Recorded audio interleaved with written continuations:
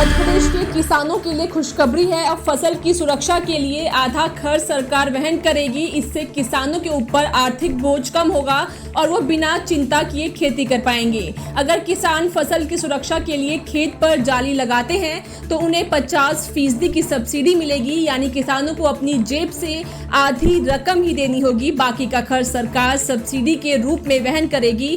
कहा जा रहा है कि जंगली जानवरों से फसल को बचाने के लिए सरकार ने फसल सुरक्षा स्कीम लॉन्च की है, ताकि किसान जंगली जानवरों से होने वाले नुकसान से बच सके।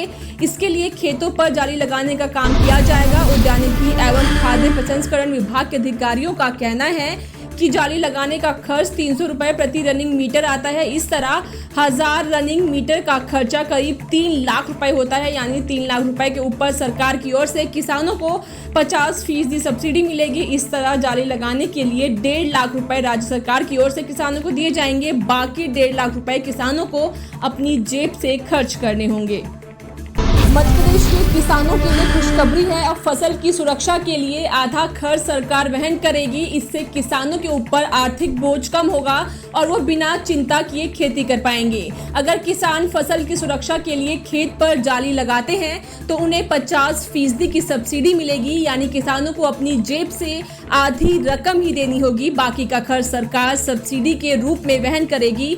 कहा जा रहा है कि जंगली जानवरों से फसल को बचाने के लिए सरकार ने फसल सुरक्षा स्कीम लॉन्च की है, ताकि किसान जंगली जानवरों से होने वाले नुकसान से बच सके।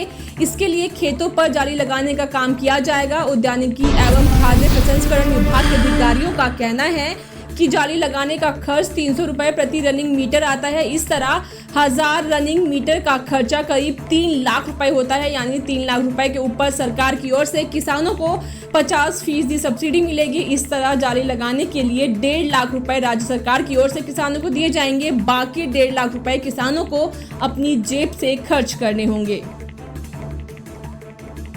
सर का पसीना जब माथे को आता है वो किसान है जो अपने दम पर फसल को उगाता है।